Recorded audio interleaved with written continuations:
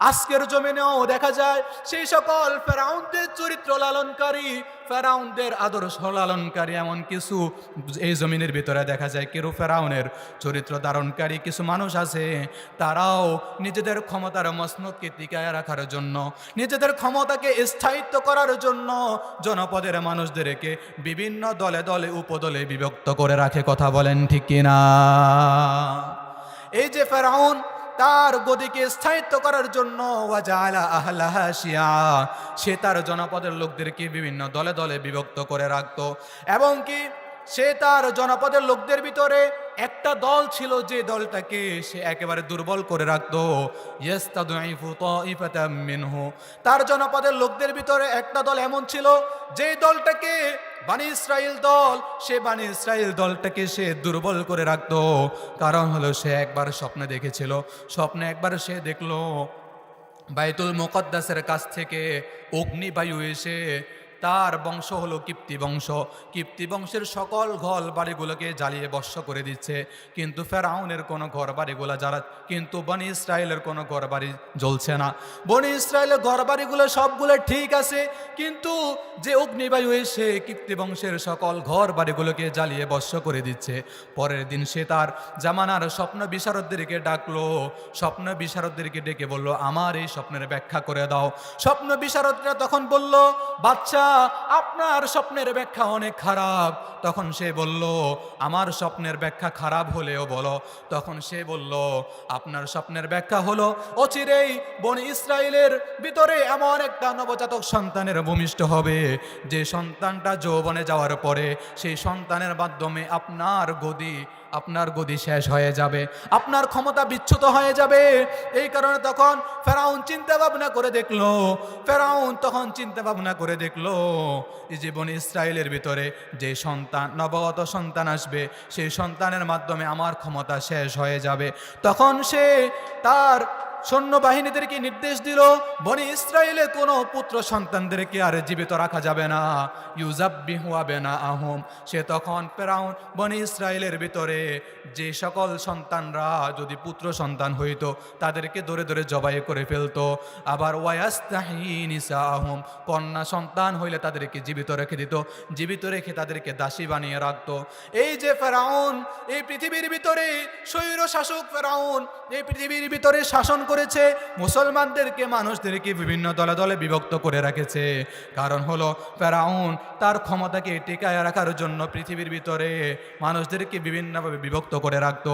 আজকেও যারা ইসলাম বিরোধীরা আছে, ইসলামকে নিয়ে যারা ষড়যন্ত্র করে, মুনাফিক কাফের মুশরিক বেঈমান বেদিনরা যারা মুসলমানদেরকে নিয়ে ষড়যন্ত্র করে, তারাও আজকে মুসলমানদেরকে বিভিন্নভাবে বিভক্ত করে রাখে। কথা বলেন ঠিক কিনা? আমাকে আলোচনার বিষয়বস্তু দেওয়া হয়েছে মুসলিম উম্মাহ ঐক্য প্রতিষ্ঠায় করণীয়। আল্লাহ তাআলা আমাদের সকলকে এই পৃথিবীর ভিতরে প্রেরণ করেছেন, আমরা সকলেই মুসলমান। কি বলেন ঠিক কিনা? আমরা সকলেই মুসলমান।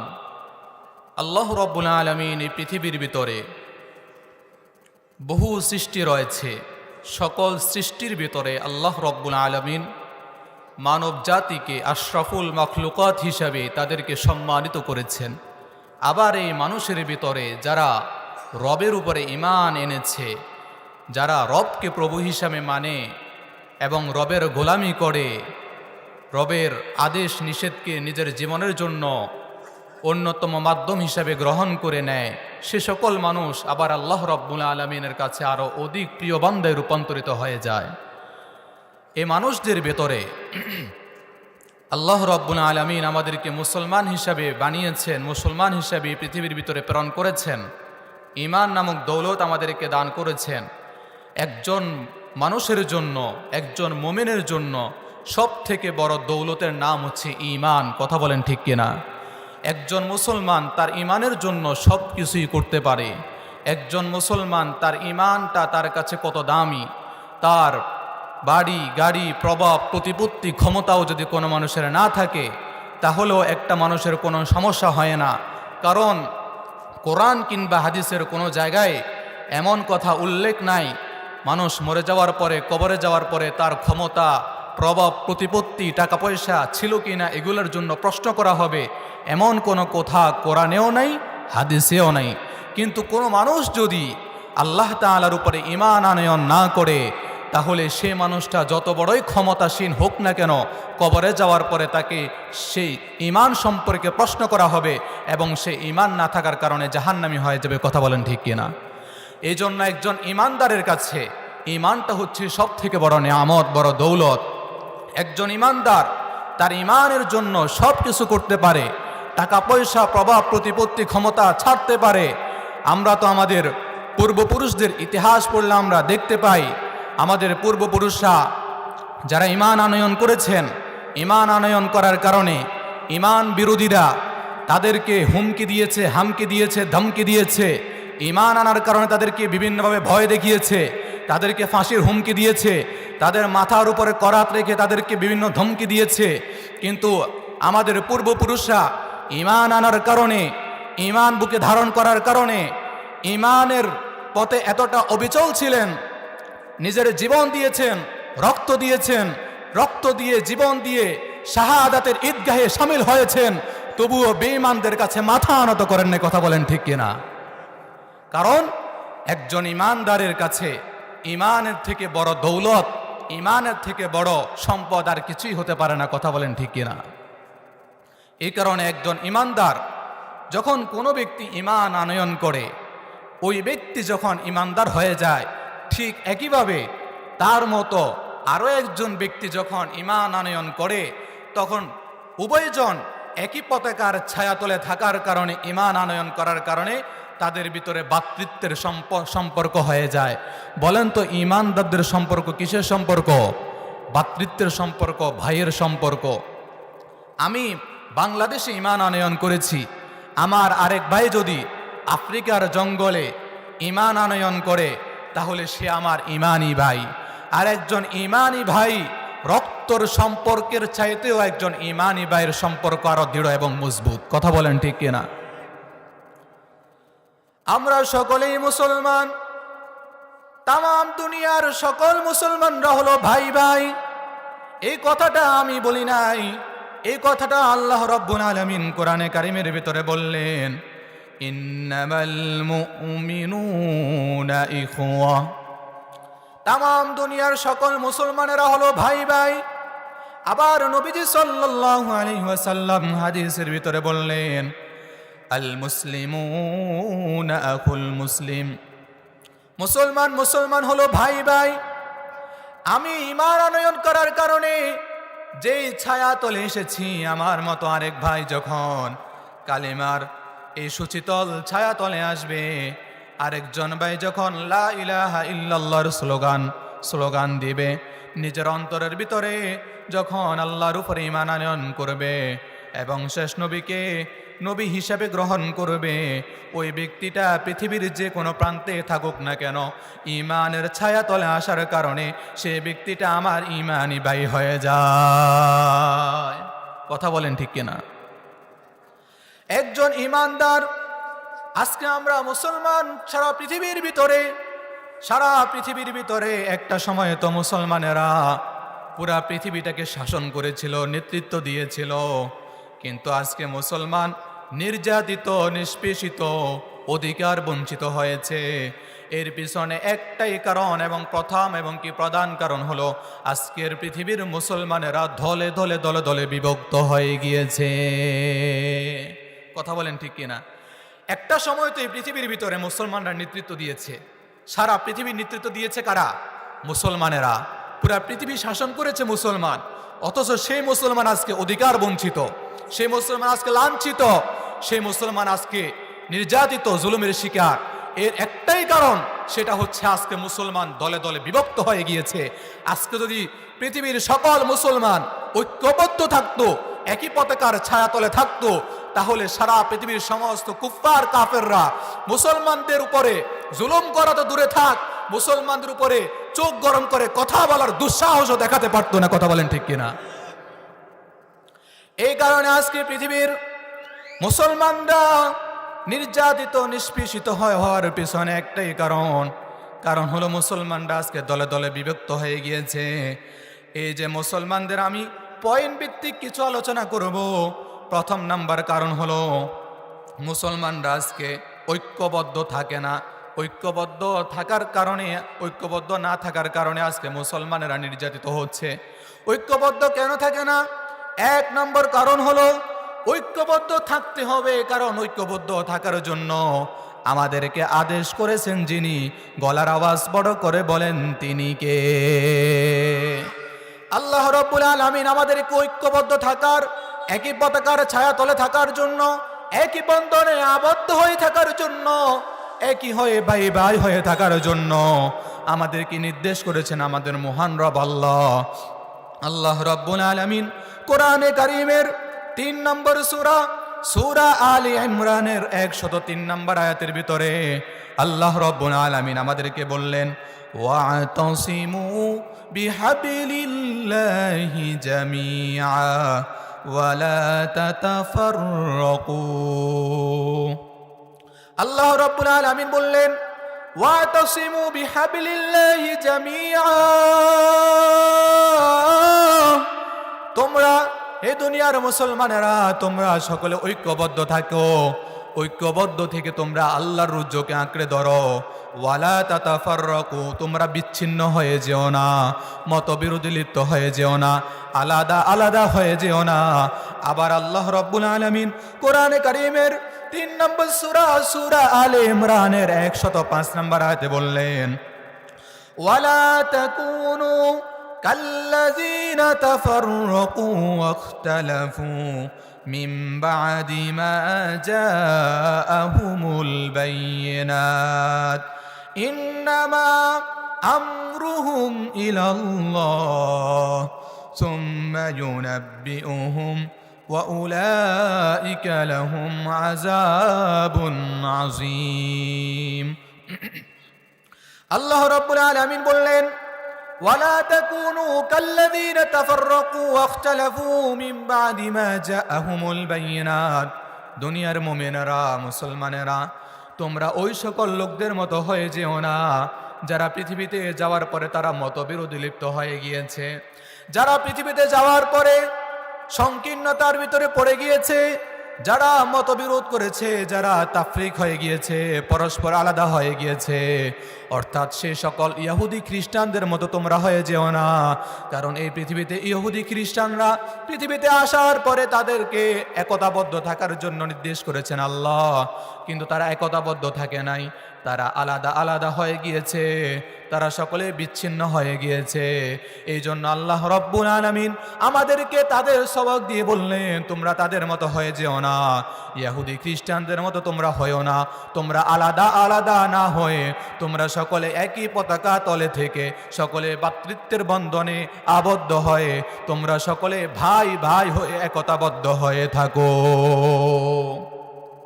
একতাবদ্ধ হয়ে থাকার জন্য আমাদেরকে নির্দেশ করেছেন যিনি, তিনি কে? আল্লাহ রাব্বুল আলামিন আবার অন্য আয়াতে বললেন, সূরা আনআমের 159 নম্বর আয়াতে আল্লাহ রাব্বুল আলামিন জানিয়ে দিয়েছেন, ইন্নাল্লাযীনা ফাররাকু দীনাহুম ওয়া কানু শিয়াআন লাস্তা মিনহুম ফি শাই ইন্নামা আমরুহুম ইলাল্লাহ সুম্মা ইউনাব্বিউহুম বিমা কানু ইয়াফআলুন। আল্লাহ রাব্বুল আলামিন বললেন, ইন্নাল্লাযীনা ফাররাকু দীনাহুম, নিঃসন্দেহে যারা তাদের দিনকে টুকরা টুকরা করে দিয়েছে, নিঃসন্দেহে যারা তাদের দিনকে আলাদা আলাদা করে দিয়েছে, ও নবী, ওয়া কানু শিয়াআন লাস্তা মিনহুম ফি শাই, ও নবী আপনি এবং আপনার উম্মতের তাদের কোনো দায়িত্ব নাই। আপনার উম্মতকে বলে দেন, আপনার উম্মত যেন সেই সকল জাতির মতো না হয়ে যায় যারা তাদের নিজেদের দিনকে আলাদা করে দিয়েছে, টুকরা টুকরা করে দিয়েছে। তারা আপনার উম্মত যেন সেই সকল উম্মতের মতো না হয়। আপনার উম্মত যেন সকলে একতাবদ্ধ থাকে, একই পতাকার ছায়াতলে থাকে। এই একই পতাকা ছায়াতলে থাকার জন্য, একতাবদ্ধ থাকার জন্য, এক হয়ে থাকার জন্য আমাদেরকে নির্দেশ করেছেন যিনি, তিনি কে? আল্লাহ তাআলা আমাদেরকে বলেছেন একতাবদ্ধ থাকার জন্য। একতাবদ্ধ কেন থাকবো? ঐক্য কেন থাকবো? ঐক্য থাকার দ্বিতীয় কারণ হলো আল্লাহ রাব্বুল আলামিন আমাদেরকে যত বেসিক ইবাদত দিয়েছেন, আমাদের যত বেসিক ইবাদত রয়েছে, আমাদের মৌলিক যত ইবাদত রয়েছে, এই সকল ইবাদত আমাদেরকে ঐক্যের দিকে আহ্বান করে। কথা বলেন ঠিক কিনা? আমাদের বেসিক ইবাদত, এর ভিতরে প্রথম ইবাদত হলো সালাত। এই সালাত হলো আমাদের ইবাদতের ভিতরে একটা মৌলিক ইবাদত। এই সালাতের দিকে যদি আমরা তাকাই, সালাত আমাদেরকে কিসের আহ্বান করে, কিসের দিকে আমাদেরকে ধাবিত করে? সালাত, নামাজ আমরা একা একই পড়ি না, নামাজ আমরা জামাতের ভিতরে পড়ি। কথা বলেন ঠিক কিনা? নামাজ একা একা ফরজ করা হয় নাই, নামাজকে জামাতের সাথে ঐক্যবদ্ধ থেকে, একতাবদ্ধ থেকে, জামাতের সাথে এক হয়ে থেকে নামাজকে ফরজ করা হয়েছে। নামাজকে আমরা ঐক্যবদ্ধ হয়ে জামাতের সাথে কাঁধে কাঁধ মিলিয়ে সকলে আমরা জামাতে নামাজ আদায় করি। এই যে জামাতের সময় আমরা আমাদের মসজিদগুলোতে যখন আমরা প্রবেশ করি, তখন আমরা দেখতে পাই, আমরা আমাদের মসজিদগুলোতে যখন আমরা প্রবেশ করি, তখন সেখানে ক্ষমতাশীল দলের কোনো লোক যদি থাকে, তারা এই কথা বলে না, আমরা ক্ষমতাসীন দলের লোক, আমরা নামাজে প্রথম কাতারে থাকব, আর যারা ক্ষমতায় নাই তোমরা পিছনের কাতারে চলে যাও। এমন কথা কি কেউ বলে নাকি? এমন কথা কেউ বলে না। নামাজের এমন একটা সুন্দর দৃশ্য আমরা দেখতে পাই, সেখানে সাদার পাশে কালো, আবার লম্বার পাশে খাটো, ধনীর পাশে গরিব। আবার এই নামাজের কাতারের ভিতরে কোনো বৈষম্য আছে কিনা বলেন? নামাজের মুসল্লার ভিতরে, নামাজের জামাতের ভিতরে যেমন কোনো বৈষম্য নাই, নামাজের মুসল্লার ভিতরে কোনো বৈষম্য নাই। নামাজে মসজিদে ঢুকলে তখন সেখানে কে গরিব, কে রাজা, কে প্রজা, কে বাদশা, এই পরিচয় সেখানে নাই। প্রজার পাশে, রাজার পাশে প্রজা সেখানে দাঁড়িয়ে যায়। গরিবের পাশে ধনী, ধনীর পাশে গরিব, সুন্দরের পাশে কালো, আবার লম্বার পাশে খাটো। এই যে নামাজের ভিতরে যে একটা ঐক্যবদ্ধতা আমরা দেখতে পাই, এই বিষয়টা, এই ঐক্যতা যদি আমরা নামাজের বাহিরে, আমরা মসজিদের বাহিরেও যদি দেখাইতে পারতাম, তাহলে দুনিয়ার কোনো কাফের, বেঈমান, বেদিনরা আমাদের উপরে চোখ রাঙিয়ে কথা বলার সাহস পেত না। কথা বলেন ঠিক কিনা? আবার আমরা যারা হজ করেছি, উমরা করেছি, যখন আমরা মসজিদে হারামের ভিতরে আমরা যখন যাই, কিংবা মসজিদে নববীতে যখন যাই, তখন সেখানকার অবস্থা আমরা কেমন দেখতে পাই। এই যে মসজিদে হারামের ভিতরে অনেক মানুষ তাওয়াব করে, আবার কিছু মানুষ আছে যারা সাফা মারোয়ার ভিতরে সাই করে, আবার কিছু মানুষ আছে যারা এক পাশে বসে বসে তাসবিহ জপে, আবার কিছু মানুষ আছে নফল নামাজ আদায় করে। কিন্তু মুয়াজ্জিন যখন, ইমাম সাহেব যখন মুসল্লায় দাঁড়িয়ে যায়, মুয়াজ্জিন যখন ইকামত দেওয়া আরম্ভ করে, তখন সকলেই কাঁধে কাঁধ মিলিয়ে ঐক্যবদ্ধ হয়ে নামাজের জামাতে শামিল হয়ে যায়। এরকমভাবে আমরা মসজিদগুলোর ভিতরে আমরা যেমন নামাজ পড়ার সময় যেমন ঐক্যবদ্ধ থাকি, একতাবদ্ধ থাকি, এই ঐক্যবদ্ধ আর একতাবদ্ধ যদি আমরা সমাজের প্রত্যেকটা সেক্টরে, প্রত্যেকটা অঞ্চলে যদি আমরা মুসলমানরা ঐক্যবদ্ধ থাকতাম, একতাবদ্ধ থাকতাম, দুনিয়ার কোনো কাফের, মুশরিক, বেঈমান, বেদিনরা মুসলমানদের উপরে, মুসলমানদেরকে জুলুম করা তো দূরে থাক, মুসলমানদের উপরে চোখ রাঙিয়ে কথা বলার সাহস কোনোদিন পেত না। কথা বলেন ঠিক কিনা?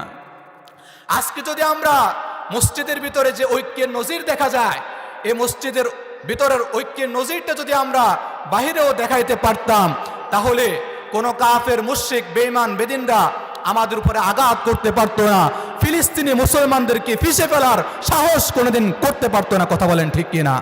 মসজিদের ভিতরের ঐক্যের যে প্রক্রিয়া আমরা দেখতে পাই, সেই ঐক্যের প্রক্রিয়া যদি আমরা মসজিদের বাহিরেও দেখতে পেতাম, যদি আমরা সে ঐক্যে থাকতে পারতাম, তাহলে আজকে কোরআনের পাখিদেরকে, কোরআনের দায়ীদেরকে হাত করা পড়ানোর দুঃসাহসতা দেখানো পারতো না। কথা বলেন ঠিক না? কারণ আজকে আমরা মসজিদের ভিতরে যেরকম একতাবদ্ধ রয়েছি, মসজিদের বাহিরে আমাদের সে ঐক্য নাই, যে কারণে মুসলমান দলে দলে বিভক্ত হয়ে গিয়েছে, আর জালেমরাও মুসলমানদের উপরে চড়াও হয়ে বসে আছে। কথা বলেন ঠিক কিনা? এই জন্য এই যে মুসলমানদের আমাদের যে মৌলিক ইবাদতগুলো রয়েছে, এই ইবাদতগুলো আমাদেরকে ঐক্যের দিকে আহ্বান করে। আবার আমাদের একটা মৌলিক ইবাদত হলো রোজা। এই তো আর কয়েকদিন পরে আমরা রমজানের ভিতরে পদার্পণ করব। আমরা আল্লাহর কাছে দোয়া করি, আল্লাহুম্মা বারিক লানা ফি রজব ওয়া শাবান ওয়া বাল্লিগনা রমাদান। আমরা আল্লাহর কাছে দোয়া করি, আল্লাহ আপনি আমাদেরকে রজব এবং কি শাবানের ভিতরে আমাদেরকে বরকত দান করে দেন এবং রমজান পর্যন্ত আমাদের সকলকে হায়াত তৈয়বা দান করে দেন, বলেন আমিন। এই যে রমজানটা আমাদেরকে কি শিক্ষা দেয়? এই যে আপনারা তো আলফাডাঙ্গা ফরিদপুরের মানুষ, আপনারা কোন মাসে রোজা রাখেন? রমজান মাসে রোজা রাখেন, ঠিক না? রমজান মাসে আমরা রোজা রাখি। ফরিদপুর, আলফাডাঙ্গা, ফরিদপুরের আশপাশের জেলার মানুষ রমজান মাসে রোজা রাখে। আবার মনে হয় সৌদি আরবের মানুষরা রজব মাসে রোজা রাখে, এমন নাকি? সৌদি আরবের মানুষরাও রমজান মাসে রোজা রাখে, আমেরিকার মানুষরাও রমজান মাসে রোজা রাখে, বাংলাদেশের মুসলমানরাও রমজান মাসে রোজা রাখে। এই রমজানের রোজাও আমাদেরকে এই দিকে আহ্বান করে, কারণ রমজানের রোজার ক্ষেত্রে যেরকম আমরা সকলে রমজান মাসে একতাবদ্ধ হয়ে রোজা রাখি, ঠিক একইভাবে আমরা মুসলমানেরাও যেন ঐক্যবদ্ধ থাকি সেই দিকে আমাদেরকে আহ্বান করে। আবার আমাদের মুসলমানদের বড় একটা ইবাদত হলো হজ। এই হজটা যারা মক্কা নগরীতে বসবাস করে, সৌদি আরবে যারা থাকে, আরব দেশে যারা থাকে, তারা জিলহজ মাসে হজ করে। আর যারা অনারব আছে, আজমি আছে, তারা কি জিলকদ মাসে হজ করে নাকি? তারাও জিলহজ মাসে হজ করে। যারা আরবি তারাও জিলহজ মাসে হজ করে, আবার যারা অনারবি আছে তারাও জিলহজ মাসে হজ করে। কথা বলেন ঠিক কিনা? এই যে রমজানের রোজা, আবার সালাত, আবার হজ, আমাদেরকে মৌলিক ইবাদতগুলা আমাদেরকে এই ঐক্যের দিকে আহ্বান করে। ও মুসলমানেরা, মুমিন বান্দারা, তোমরা ঐক্যবদ্ধ থাকো, একতাবদ্ধ থাকো। তোমরা আলাদা হয়ে যেও না, বিচ্ছিন্ন হয়ে যেও না, তাফরিক করে ফেলো না, ইখতিলাফ করে ফেলো না। তোমরা সকলে ঐক্যবদ্ধ থাকো। আর ঐক্যবদ্ধ থাকলে আল্লাহর পক্ষ থেকে রহমত আসবে। জোরে বলেন সুবহানাল্লাহ। আবার আমরা কেন ঐক্যবদ্ধ থাকব? ঐক্যবদ্ধ থাকলে আমাদেরকে শক্তি দান করবেন যিনি, বলেন তিনি কে? ঐক্যবদ্ধ থাকলে শক্তি থাকবে। আর যদি আলাদা আলাদা হয়ে যাই, তখন আর আমাদের ভিতরে শক্তি থাকবে না। আপনি আলাদা, আপনি আলাদা, আপনি আলাদা, আমি আলাদা। এখন যদি আমাদেরকে বেঈমান মুশরিক কাফেররা যখন দৌড়বে, যাকে যখন দৌড়বে তখন তাকে একবারে মেরুদণ্ড শুদ্ধ ভেঙে দিবে। আর আমরা সকলেই যদি ঐক্যবদ্ধ হয়ে যাই, তাহলে আমাদের উপরে চোখ রাঙিয়ে, আমাদের উপরে কথা বলার, আমাদের উপরে ক্ষমতা চালানোর এই দুঃসাহসিকতা আর কেউ দেখাতে পারবে না। কথা বলেন ঠিক কিনা? এই জন্য ঐক্যবদ্ধ থাকা দরকার আছে না নাই? ঐক্যবদ্ধ থাকলে আমাদের ভিতরে শক্তি সঞ্চয় হবে।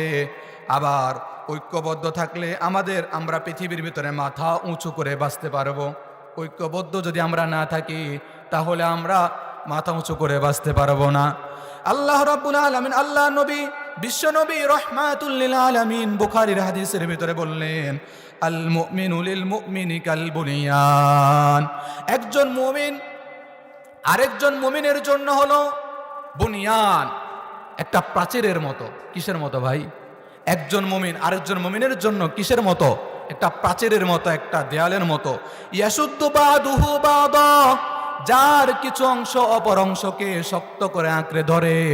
এই যে বিল্ডিং যখন করে মিস্ত্রিরা, বিল্ডিং এর ভিতরে ইটা দিয়ে গাঁথনি দেয়, তখন একটা একটা করে যখন সারিবদ্ধভাবে ইটাগুলো রাখে, বলেন তখন যদি রড, সিমেন্ট আর বালু যদি একত্র না করে, সেগুলা থাকবে নাকি? সেগুলা থাকবে না। ছোট্ট একটা বাচ্চা এসে যদি ধাক্কা দেয়, সে দেয়ালটা পড়ে যাবে। এই কারণে এই দেয়ালটাকে মজবুত করার জন্য, গাঁথনিটাকে শক্ত করার জন্য ইট সিমেন্টের সাথে সাথে বালুর ব্যবহার করার প্রয়োজন আছে না নাই? ঠিক একইভাবে আমরা মুসলমান, আমরা যদি সকলে আলাদা আলাদা থাকি, তাহলে আমাদের উপরে আমরা কখনো পৃথিবীর ভিতরে মাথা উঁচু করে বাঁচতে পারবো না। আর যদি আমরা সকলে একতাবদ্ধ থাকি, ঐক্যবদ্ধ থাকি, শক্ত প্রাচীরের নেই আমরা থাকবো, তাহলে আমাদের কেউ ধাক্কায় দিয়ে আমাদেরকে ফালাইয়া দিতে পারবে না। কথা বলেন ঠিক কিনা? আবার ঐক্যবদ্ধ থাকলে কি লাভ? ঐক্যবদ্ধ থাকার 4 নম্বর কারণ হলো, ঐক্যবদ্ধ থাকলে আল্লাহ তাআলার পক্ষ থেকে রহমত আসে। ঐক্যবদ্ধ যদি থাকি আমাদের উপরে রহমত নাজিল করবেন যিনি, বলেন তিনি কে?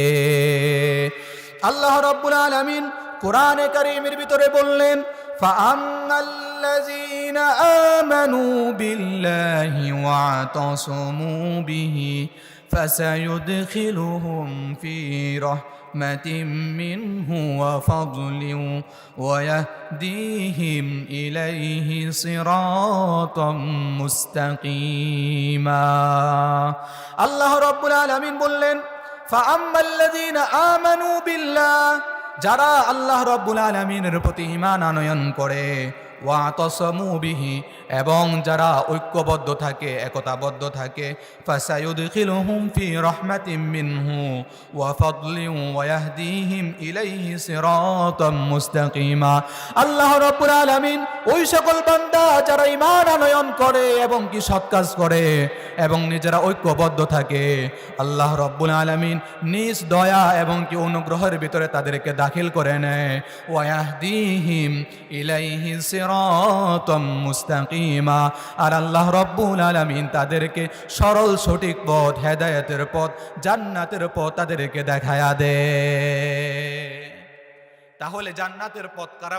যারা ঐক্যবদ্ধ থাকবে, একতাবদ্ধ থাকবে, তাদেরকে আল্লাহ তাআলা হেদায়েতের পথ, জান্নাতের পথ দেখাবেন।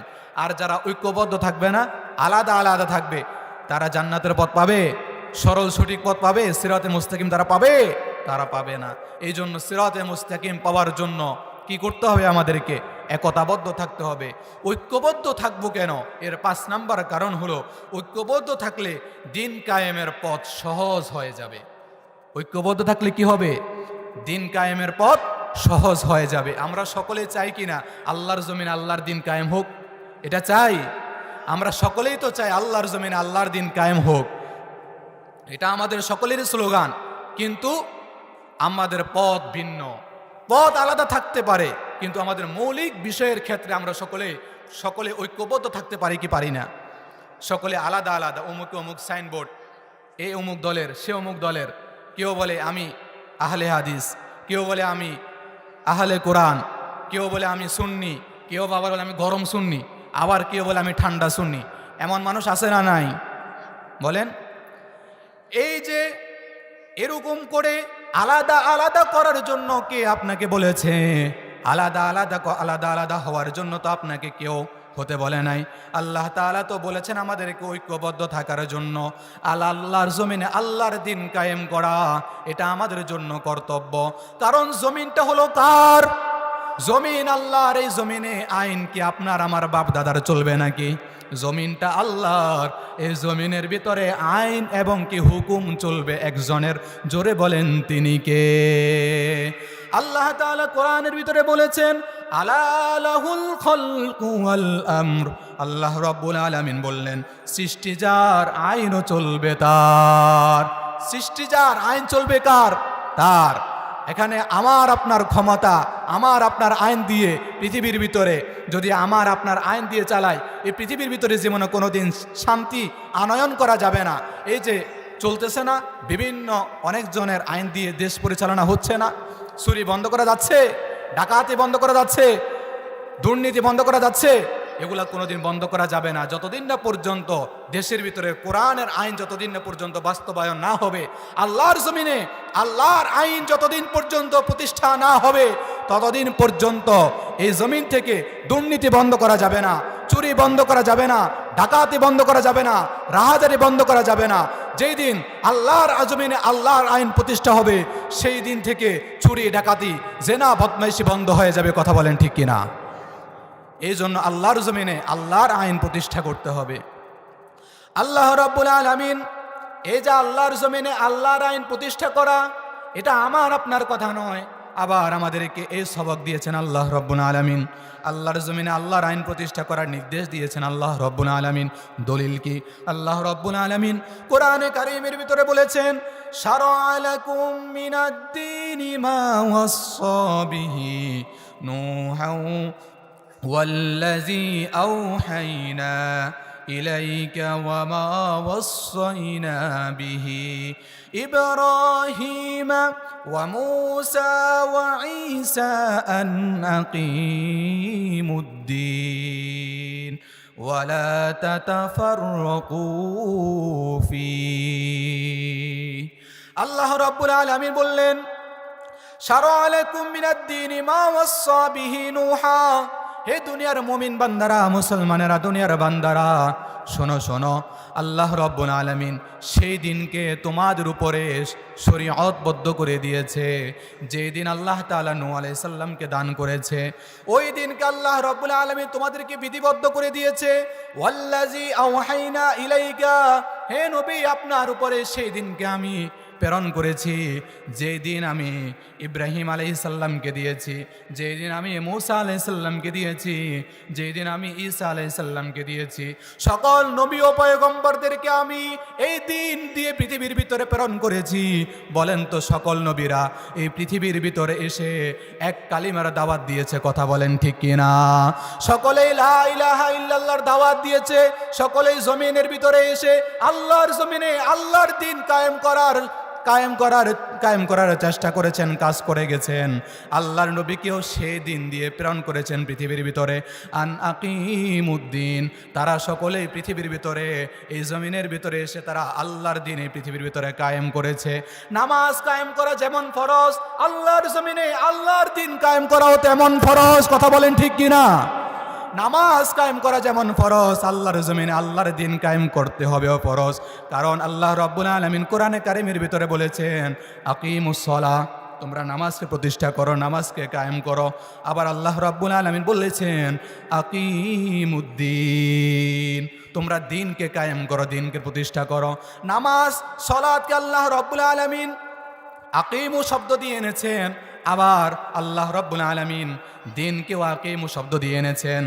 নামাজকে যেমন পৃথিবীর ভিতরে প্রতিষ্ঠা করতে হবে, আমার আপনার জীবনে নামাজ যেমন থাকতে হবে, ঠিক একইভাবে আল্লাহর বিধান, আল্লাহর আইন আমার আপনার প্রত্যেকটা জীবনে থাকার দরকার আছে না নাই? আমাদের পারিবারিক জীবনে, সামাজিক জীবনে, রাষ্ট্রীয় জীবনে, অর্থনৈতিক জীবনে, আমাদের প্রত্যেকটা সেক্টরে, প্রত্যেকটা জীবনের প্রত্যেকটা মুহূর্তে যদি আমরা কোরআনের আইন দিয়ে আমাদের জীবনের প্রতিটি সেক্টর যদি আমরা পরিচালনা করতে পারি, তাহলে আমরা কোথাও লাঞ্ছিত হবে না, কোথাও আমরা অধিকার বঞ্চিত হব না।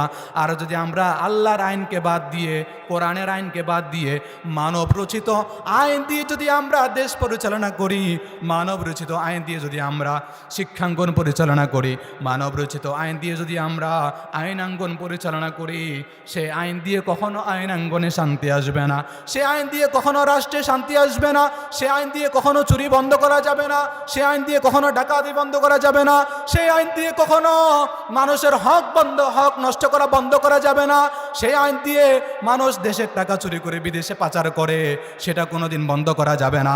যেই দিন আমরা আল্লাহর জমিনে কোরআনের আইন, কোরআনের বিধান কার্যকর করতে পারবো, সেই দিন চুরি বন্ধ করা যাবে, ডাকাতি বন্ধ করা যাবে। এই জন্য আল্লাহর জমিনে আল্লাহর দ্বীন কায়েম করার দরকার আছে না নাই? জোরে বলেন, কি বলেন? আল্লাহর জমিনে আল্লাহর দ্বীন কায়েম করা দরকার আছে না নাই?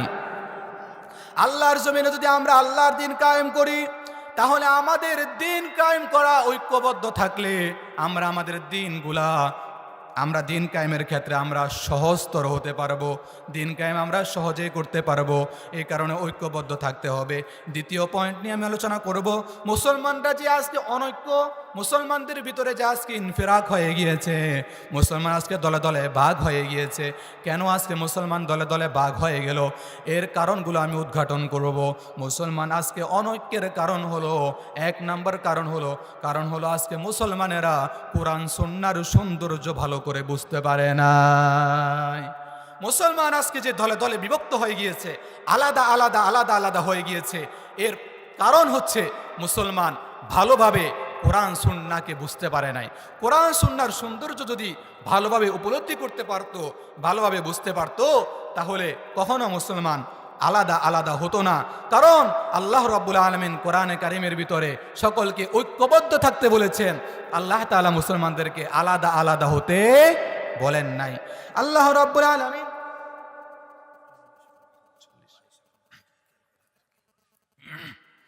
আল্লাহ রাব্বুল আলামিন কোরআনে কারীমের ভিতরে আমাদেরকে কি হতে বলেছেন?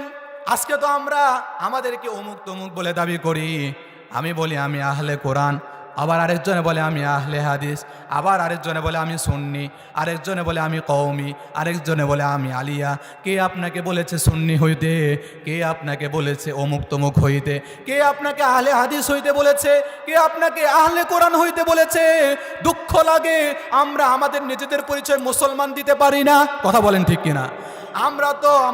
আমরা হলাম মুসলমান, আর আমাদের এই মুসলমান আমাদেরকে মুসলমান হওয়ার জন্য নির্দেশ দিয়েছেন যিনি, বলেন তিনি কে? আল্লাহ রাব্বুল আলামিন কোরআনে কারীমের ভিতরে বলেছেন, ইয়া আইয়ুহাল্লাযীনা আমানুত্তাকুল্লাহা হাক্কা তুকাতিহি ওয়া লা তামুতুন্না ইল্লা ওয়া আনতুম মুসলিমুন।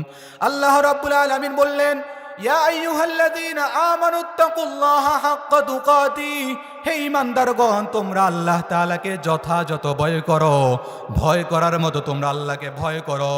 ওয়ালা তামুতুন্না ইল্লা ওয়া আনতুম মুসলিমুন, মুসলমানেরা, এ দুনিয়ার বান্দারা, তোমরা মুসলমান না হয়ে মৃত্যুবরণ করো না। আল্লাহ তাআলা কি হতে বলেছেন? মুসলমান হতে বলেছেন। আবার আল্লাহ রাব্বুল আলামিন কোরআনে কারীমের ভিন্ন আয়াতে বললেন, ওয়ামান আহসানু কওলাম মিম্মান দাআ ইলাল্লাহি ওয়া আমিলা সলিহান ওয়া ক্বালা ইন্নানি মিনাল মুসলিমিন। ওয়ামান আহসানু কওলাম মিম্মান দাআ ইলাল্লাহ, ওই ব্যক্তির থেকে উত্তম আর কে হতে পারে? ওই ব্যক্তির থেকে ভালো আর কে হতে পারে? যে ব্যক্তি তার বয়ান দিয়ে, আলোচনা দিয়ে মানুষদেরকে রবের দিকে ডাকে, আল্লাহর দিকে ডাকে, আল্লাহর দিকে আহ্বান করে, ওই ব্যক্তির থেকে ভালো বান্দার কে হতে পারে? ওয়াকালা ইন্নানি মিনাল মুসলিমিন, আর যে ব্যক্তি বলে ইন্নানি মিনাল মুসলিমিন, আমি মুসলমানদের একজন, আমরা আল্লাহ তাআলা আমাদেরকে পরিচয় শিখিয়েছেন আমরা মুসলমান, অথচ আমরা মুসলমানিত্বের পরিচয় বলে গিয়ে আমরা বিভিন্ন দলাদলিতে লিপ্ত হয়, বিভিন্ন সাইনবোর্ড ধারণ করে আমরা নিজেদেরকে আরেক পরিচয় রূপান্তরিত করেছি। কথা বলেন ঠিক কিনা? আল্লাহ রাব্বুল আলামিন আমাদেরকে মুসলমান হতে বলেছেন। আবার আমাদের জাতির পিতাকে বলেন, আমাদের জাতির পিতাকে ইব্রাহিম আলাইহিস সালাতু ওয়াস সালাম। এখন আবার অনেকে তো আবার আরেকজনকে জাতির পিতা বলে, কি বলেন ঠিক কিনা? জাতির পিতা একজন, তিনি কে? ইব্রাহিম আলাইহিস সালাতু ওয়াস সালাম। আমাদের সকলের জাতির পিতা হলেন ইব্রাহিম আলাইহিস সালাতু ওয়াস সালাম। ইব্রাহিম আলাইহিস সালাতু ওয়াস সালাম তিনি কি বলেছেন? আল্লাহ রাব্বুল আলামিন কোরআনে কারীমের ভিতরে বলেছেন, মিল্লাতা আবিকুম ইব্রাহিম হুয়া সাম্মাকুমুল মুসলিমিন। আমাদের ধর্মের পিতা, জাতির পিতা হলেন ইব্রাহিম আলাইহিস সালাতু ওয়াস সালাম। তিনি আমাদের নাম রেখেছেন মুসলমান। এখানে হুয়া সাম্মাকুমুল মুসলিমিন, হুয়ার ফাইল হয়তো আল্লাহ, অথবা হুয়ার ফাইল হলেন ইব্রাহিম আলাইহিস সালাতু ওয়াস সালাম। এই যে আল্লাহ রাব্বুল আলামিন আমাদের নাম রেখেছেন মুসলমান, কিংবা ইব্রাহিম আলাইহিস সালাতু ওয়াস সালাম আমাদের নাম রেখেছেন মুসলমান। আবার ইব্রাহিম আলাইহিস সালাতু ওয়াস সালাম যখন কাবা ঘর রিকনস্ট্রাকশনের কাজ যখন করেছেন, যখন কাজ সমাপ্ত করেছেন, তখন ইব্রাহিম আলাইহিস সালাতু ওয়াস সালাম তার পুত্র ইসমাইল আলাইহিস সালাতু ওয়াস সালাম সহকারে আল্লাহ রাব্বুল আলামিনের কাছে দোয়া করেছেন। তারা তখন আল্লাহ রাব্বুল আলামিনের কাছে দোয়া করলেন, রব্বানা ওয়াজআলনা মুসলিমাইনি লাকা ওয়া মিন যুররিয়াতিনা উম্মাতাম মুসলিমাতাল লাক ওয়া আরিনা মানাসিকানা ওয়া তুব আলাইনা ইন্নাকা আনতাত তাওয়াবুর রহিম। আল্লাহ রাব্বুল আলামিনের কাছে ইব্রাহিম এবং কি তার সন্তান ইসমাইল আল্লাহ রাব্বুল আলামিনের কাছে দোয়া করেছেন, রব্বানা ওয়াজআলনা মুসলিমাইনি লাক।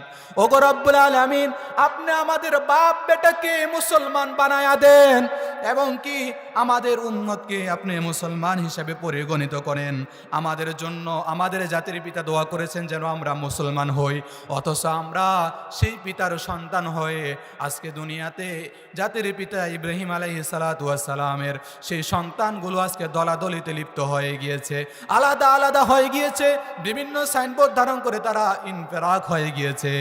আমাদের জাতির পিতা আমাদেরকে বলেছে মুসলমান হওয়ার জন্য, আল্লাহ আমাদেরকে বলেছে মুসলমান হওয়ার জন্য, অথচ আজকে আমরা আমাদের মুসলমানের পরিচয় ভুলে গিয়ে আমরা অন্যান্য পরিচয় নিয়ে পড়ে আছি। কথা বলেন ঠিক কিনা? আমাদেরকে মুসলমান হতে হবে। মুসলমান হইলে এই যে মুসলমান, আজকে আমাদের ভিতরে অনৈক্য কেন?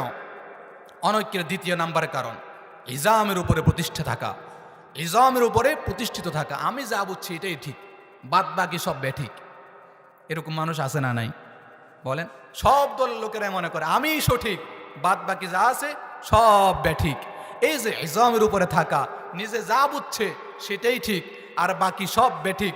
আমি বলবো, যে ব্যক্তি বলবে আমি যা বুঝছি সেটা ঠিক, তার মতো বেঠিক আর কেউ নাই। কথা বলেন ঠিক কিনা? দ্বিতীয় নাম্বার কারণ। 3 নাম্বার কারণ অনৈক্য, এই যে বিভক্তি, এই যে বিভাজন, অনৈক্যের তৃতীয় কারণ। 3 নাম্বার কারণ হলো আজকে আমরা পারস্পরিক এহতারাম, সম্মানবোধ পারস্পরিক আমাদের ভিতরে নাই। বড়কে সম্মান করতে চাই না, ছোটদেরকে স্নেহ করতে চাই না, বড়দেরকে মুরব্বি দেখলে সালাম দেয় না। এমন মানুষ আছে না নাই? বলে। এই যে পারস্পরিক যে ভ্রাতৃত্ব বন্ধন, পারস্পরিক যে সম্মানবোধ, পারস্পরিক যে হৃদ্রতাপূর্ণ আচরণ, এটা আমাদের ভিতরে না থাকার কারণে আজকে আমাদের ভিতরে অনৈক্য সৃষ্টি হয়েছে, অনৈক্য তৈরি হয়েছে। যদি আমাদের ভিতরে ভ্রাতৃত্ব বন্ধন সুন্দর হয়ে যায়, এহতারাম পারস্পরিক যদি আমরা পরস্পরকে আমরা শ্রদ্ধা করতে পারি, সম্মান করতে পারি, তাহলে আমাদের ভিতরে আল্লাহ রাব্বুল আলামিন আমাদের ভিতরে পরস্পরের প্রতি পরস্পরকে মোহাব্বত তৈরি করে দিবে। আর এই মোহাব্বতের মাধ্যমে আমাদের ভিতরে ঐক্য তৈরি হয়ে যাবে। কথা বলেন ঠিক কিনা? অনৈক্যের 4 নম্বর কারণ হলো ইসলাম বিরোধীদের ষড়যন্ত্র। ইসলাম বিরোধীরা আমাদের প্রতি, মুসলমানদেরকে ভাগ করে ফেলার জন্য বিভিন্নভাবে তারা ষড়যন্ত্র করে। অনেক সময় অমুক হুজুরকে কাছে টানে না, আবার কিছুদিন পরে সে হুজুরকে আবার দূরে সরাইয়া দেয়। হ্যাঁ, কাছে টাই না, তুমি বলো, তুমি ফতুয়া দাও, তারা কাফের। দেয় কি দেয় না? আজকে তো কাফের এই ফতুয়া পকেটে রাখে, পকেট থেকে বের করে অমুকে কাফের, অমুক দল কাফের। এমন মানুষ আছে না নাই? আপনাকে কাফের বলার, এই ফতুয়া দেওয়ার এই নির্দেশ আপনাকে কে দিয়েছে? এই জন্য ইসলাম বিরোধীদের ষড়যন্ত্রের কারণে আমাদের ভিতরে অনৈক্য তৈরি হয়েছে। অনৈক্যের 5 নম্বর কারণ, দুনিয়ার ফেরাউনরা কখনো মুসলমানদেরকে, ইসলামপন্থীদেরকে কখনো এক থাকতে দেয় না। এই যে দুনিয়ার ফেরাউনরা যে মুসলমানদেরকে এক থাকতে দেয় না, এটা কোরআনে আসেনি? আছে তো। আল্লাহ রাব্বুল আলামিন সূরার নাম সূরা কসাসের ভিতরে আল্লাহ রাব্বুল আলামিন বলেছেন, ইন্না ফিরআউনা আলা ফিল আরদি ওয়া জাআলা আহলাহা শিয়া ইয়াস্তাদঈফু তাইফাতাম মিনহু ইউযাব্বিহু আবনাআহুম ওয়া ইস্তাহয়ী নিসাআহুম ইন্নাহু কানা মিনাল মুফসিদিন। আল্লাহ রাব্বুল আলামিন বলেছেন, ইন্না ফিরআউনা আলা ফিল আরদ, নিঃসন্দেহে ফেরাউন জমিনের ভিতরে উদ্ধতা আরম্ভ করেছিল, অহংকার করেছিল। অহংকার বশত ফেরাউন তার নিজেকে রব বলে, নিজেকে মানুষের স্থান থেকে নিয়ে রবের কাতারে সামিল করেছে। অহংকারের কারণে সে নিজেকে রব বলে দাবি করেছে, আনা রব্বুকুমুল আলা, আমি হলাম বড় খোদা। মিশরের জমিনে মানুষদেরকে সে বলতো, আমি হলাম তোমাদের প্রভু, আমি হলাম তোমাদের সৃষ্টিকর্তা, আমি হলাম তোমাদের রব, তোমরা আমাকে রব বলে স্বীকার করো। এই যে ফেরাউনে তার কিছু ফেরাউন তার এই পৃথিবীর ভিতরে তার সাম্রাজ্য চালানোর ক্ষেত্রে তার কিছু নিয়ম কারণ ছিল, তার কিছু নিয়ম নীতি ছিল। আল্লাহ রাব্বুল আলামিন সেই নিয়ম নীতিগুলা এই আয়াতের ভিতরে তুলে দিয়েছেন। ফেরাউন এই পৃথিবীর ভিতরে শাসন করেছিল, তার একটা নিয়ম ছিল ডিভাইড এন্ড রুলস, মানে বিভক্ত করো শাসন করো। কারণ হলো ফেরাউন চিন্তা করে দেখলো, সমাজের মানুষ যদি একতাবদ্ধ হয়ে যায়, দেশের মানুষ যদি ঐক্যবদ্ধ হয়ে যায়, তাহলে আমি ফেরাউনের রাজত্ব হুমকির মুখে পড়ে যাবে, আমি ফেরাউনের চেয়ার নড়বড়ে হয়ে যাবে, আমার ফেরাউনের চেয়ার তখন বিটটা মজবুত থাকবে না।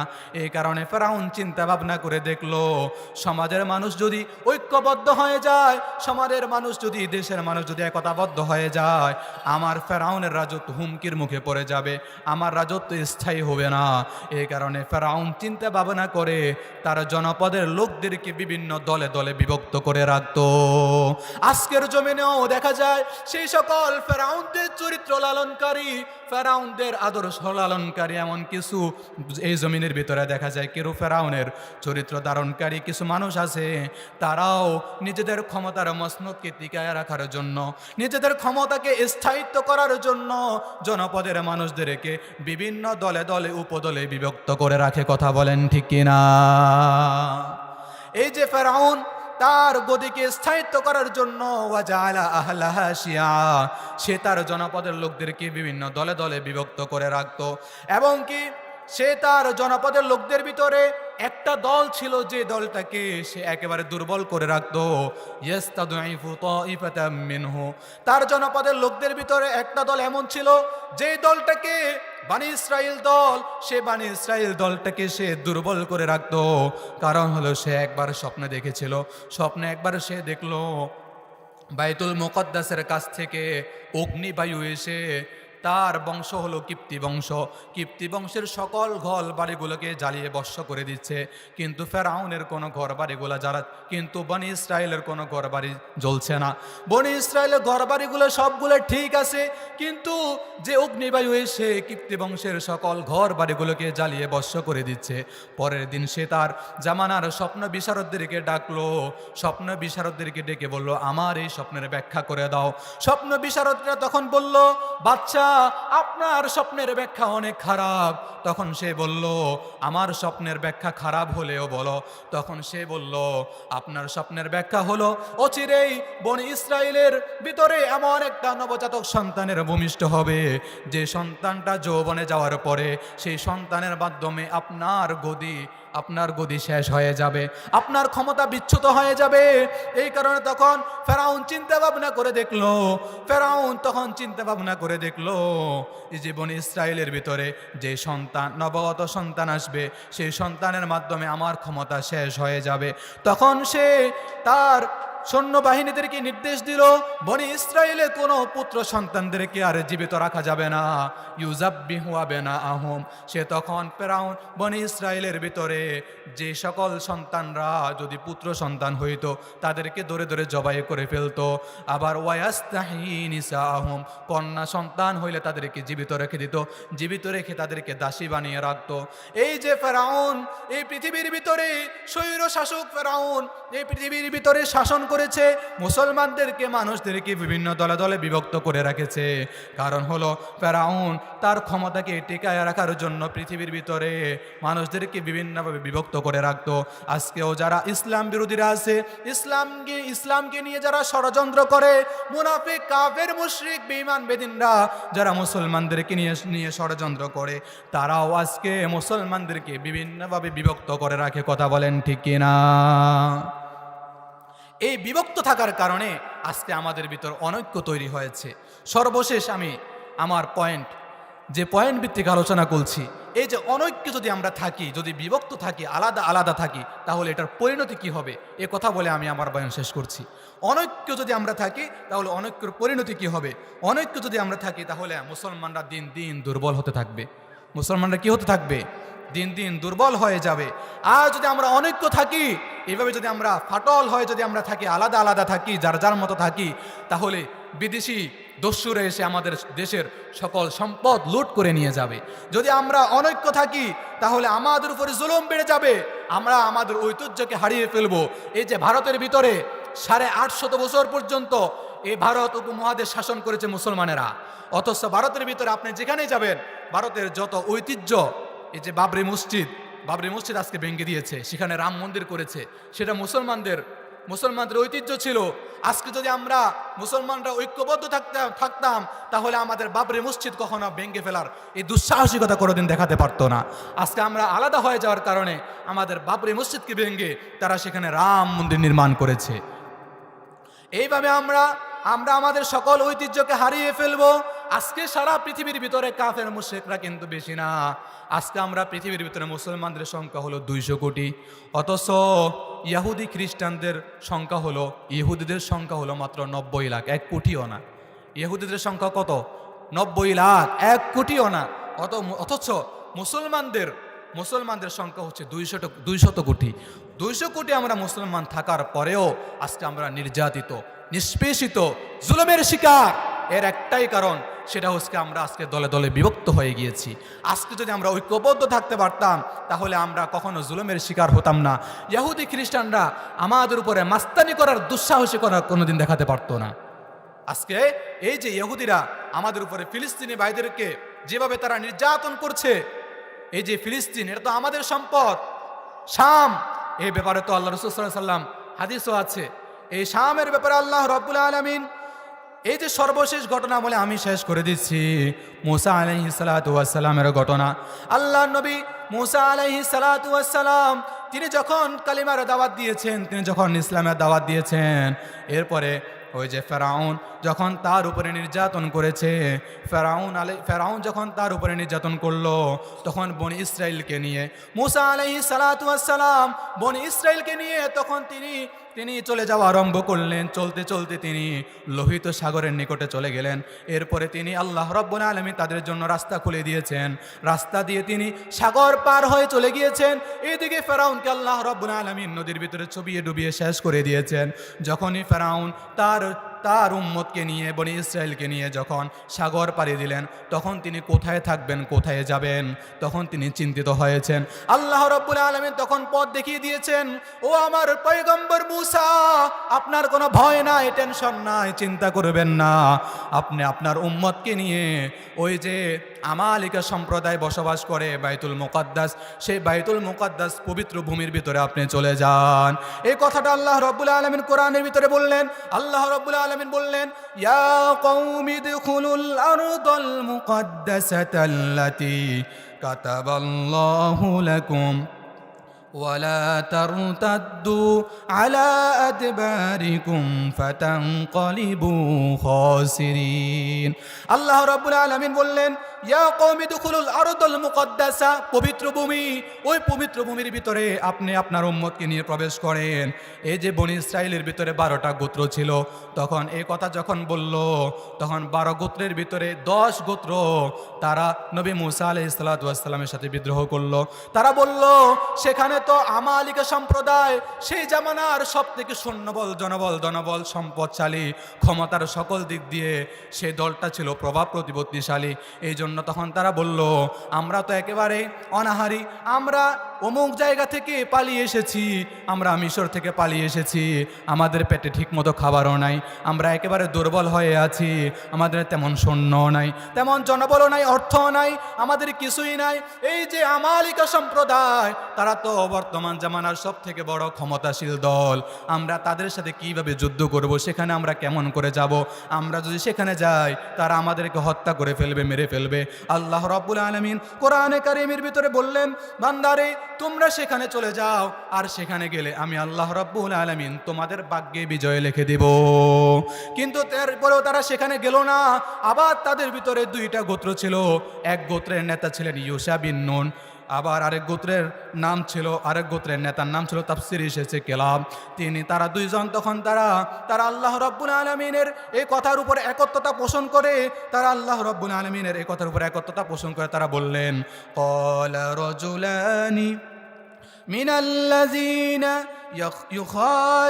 يخافون أنعم الله عليهم ادخلوا عليهم الباب فإذا دخلتموه فإنكم غالبون। তারা বলল, আরে বোকা, আল্লাহ যেখানে তোমাদের নিজের ভাগ্যে তোমাদেরকে বিজয় লিখে দিবে বলেছেন, সেখানে আবার কেন তোমরা পিছনে হটে আছো, কেন আবার তোমরা পিছনে পড়ে আছো? তারা আবার কি জবাব দিল? ওই যে 10 গোত্র যারা নবীর সাথে একমত পোষণ করে নাই, যারা যুদ্ধ বিগ্রহ যেতে রাজি হয় নাই, তারা বলল ফাযহাব আনতা ওয়া রাব্বুকা ফাকাতিলা ইন্না হাহুনা কাঈদুন। হে মূসা, তুমি আর তোমার রব গিয়ে তাদের সাথে যুদ্ধ করো, আর আমরা এখানে বসে বসে দেখব। নাউজুবিল্লাহ। যে তোমার রব গিয়ে সেখানে যুদ্ধ করো, আর আমরা এখানে বসে বসে দেখব। এই যে বেয়াদবিটা করেছে, এই বেয়াদবির ফল কি হয়েছে? যে ময়দান, যে বাইতুল মুকাদ্দাস, আমাদের পবিত্র নগরী, আমাদের ভূমি, সেটাকে জাতের জন্য বাক্যে লিখে দিয়েছিলেন, সেটাকে তাদের জন্য 40 বছরের জন্য হারাম করে দিয়েছেন। আল্লাহ রাব্বুল আলামিন বললেন ফাইন্নাহা মুহাররামাতুন আলাইহিম 40 সানা ইয়াতিহুনা ফিল আরদ। অতঃপর আল্লাহ রাব্বুল আলামিন তাদের এই বেয়াদবির কারণে, তাদের এই মূর্খতার কারণে আল্লাহ রাব্বুল আলামিন বাইতুল মুকাদ্দাসকে 40 বছরের জন্য তাদের উপর হারাম করে দিয়েছে। এবং তারা যে তিহ ময়দানে উঠেছে, তারা প্রত্যেক দিন উদ্ভ্রান্তের মতো তিহ ময়দানের ভিতরে তারা ঘোরাঘুরি করত। তারা আবার যে মিশর থেকে তারা এসেছে, মিশরে ফিরে যাওয়ার জন্য তারা চেষ্টা করত, কিন্তু দিন শেষে তারা ঘুরে ঘুরে আবার আগের জায়গায়। এই কারণে আল্লাহ রাব্বুল আলামিন এই শাস্তিটা আল্লাহ তাআলা তাদেরকে দিয়েছেন। এরপর আল্লাহ রাব্বুল আলামিন এই যে 3 বছর পরে মুসা আলাইহিস সালাতু ওয়াস সালাম পৃথিবী থেকে চলে যান, 3 বছর পরে মুসা আলাইহিস সালাম পৃথিবী থেকে চলে যাওয়ার পরে এই বনি ইসরায়েলের দায়িত্ব আল্লাহ তাআলা ইউশা বিন নুনকে দিয়েছেন। ইউশা বিন নুন দায়িত্ব পাওয়ার পরে আল্লাহ রাব্বুল আলামিনের বান্দাদেরকে তিনি বুঝিয়েছেন। অতঃপর তারা যখন নিজেদের ভুল বুঝতে পেরেছে, অতঃপর ইউশা বিন নুন আলাইহিস সালাতু ওয়াস সালাম তিনি তার উম্মতদেরকে নিয়ে বাইতুল মুকাদ্দাস জিহাদ করার জন্য তিনি সেখানে যান। জিহাদ করতে করতে তাদের সাথে জিহাদ করতে করতে এমন একটা পর্যায়ে আসে, এমন একটা সময় আসে, জিহাদ করতে করতে সেই দিনটা ছিল শুক্রবার দিন জিহাদ করতে করতে একেবারে আসরের সময় হয়ে গিয়েছে, সূর্যটা ডুবো অবস্থা হয়ে গিয়েছে। আবার সেই জামানায় আবার ইহুদিদের আমলের দিন, ইবাদতের দিন ছিল শনিবার দিন যুদ্ধ বিগ্রহ করা যেত না, যুদ্ধ বিগ্রহ বন্ধ। কিন্তু মুসলমানরা যখন একেবারে বিজয়ের দ্বার প্রান্তে চলে এসেছে, বিজয়ের নিকটে যখন চলে এসেছে, তখন সূর্যটা একেবারে ডুবো অবস্থায়। এমতো অবস্থায় যদি যুদ্ধ বিগ্রহ বন্ধ হয়ে যায়, তাহলে পরের দিন কাফের মুশরিকরা তারা শক্তি সঞ্চয় করে, এর পরের দিন আবার তারা নতুন করে মুসলমানদের সাথে জিহাদ করবে।